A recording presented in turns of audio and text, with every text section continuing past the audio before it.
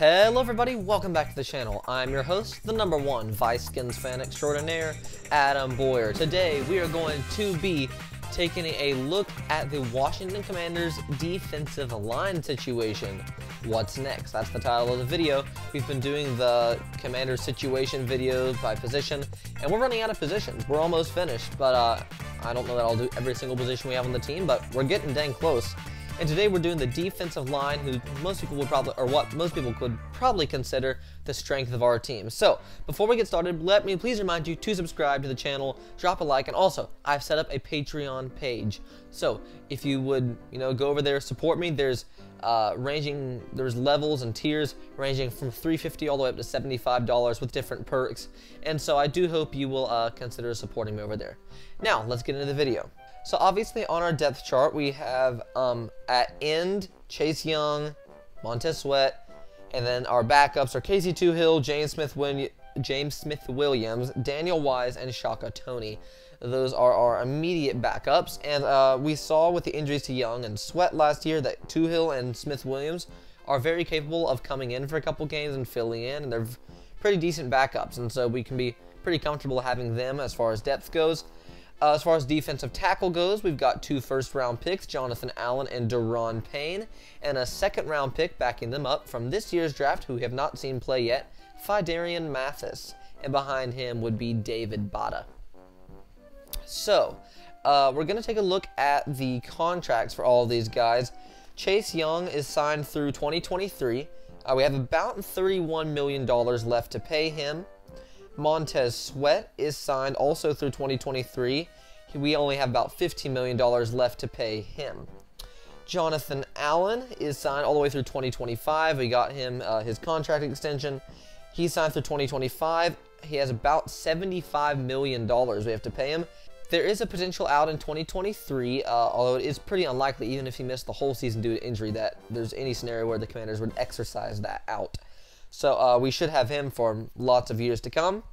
Daron Payne is signed through 2022, actually. This is the final year of his contract. It's his 5th-year option they picked up, and we're paying him about $8.5 million. And then, of course, Phidarian Mathis, only other guy we're going to look at in terms of contracts. He has not signed yet his rookie deal.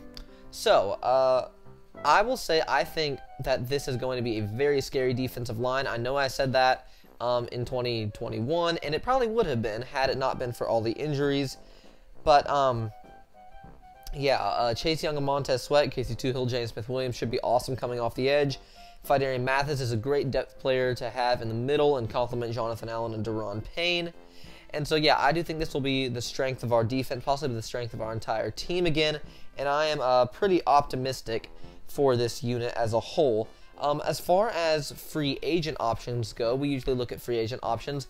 There are a couple quality defensive tackles left out there if we were to want to sign anyone to, just bring in another depth player or bring in a guy in case one of our defensive tackles went down. So we have Larry Ogunjobi is a very suitable defensive tackle. I would not call him a star, but certainly not a backup. He's right in there about the, he's a starter. Can't say too much more for him. Not great, but not backup material. He's a starter. You could bring him in. Probably a little bit more on the pricey side, though. And then, of course, you have the former Minnesota Vikings, Sheldon Richardson. I believe he was also with the Jets, but he was with the Vikings last year. He has not been signed yet. And then the Baltimore Raven, Brandon Williams, still in free agency as well. So, all these guys I could see us potentially bringing in. I don't think it'll happen, but if we were to bring in a depth defensive tackle, probably would be one of these guys. If we were to hand any of these a contract, we could do it, because it'd likely be a 1 to 2 year contract worth $8 to $10 million a year probably, and we do have $18 million in cap space currently. At least that was the last time it was updated, I believe. Have around $18 million in cap space. I do not see us. We probably won't bring in any depth for defensive tackle, but we might, and I definitely don't think we'll bring any in for defensive end, because we're pretty good as far as that goes already. So this has been a little bit of a shorter video, but it's pretty self-explanatory. The Commanders' defensive line is one of the most well-respected and most feared around the league, and so really not too much to have to say about them. So let me know your thoughts in the comments below. Let me know if you think we need to make any improvements as far as contracts go. Just let me know, Any thoughts, video ideas, if you have those, let me know down in the comments. Please don't forget, support me on Patreon if you are of a mind to do that. Also, subscribe button appearing, playlist, videos, all that stuff. Click around, subscribe, don't forget to do that. Thank you so much for watching, everybody. I'm the Viskins fan. I'm out of here. See you later.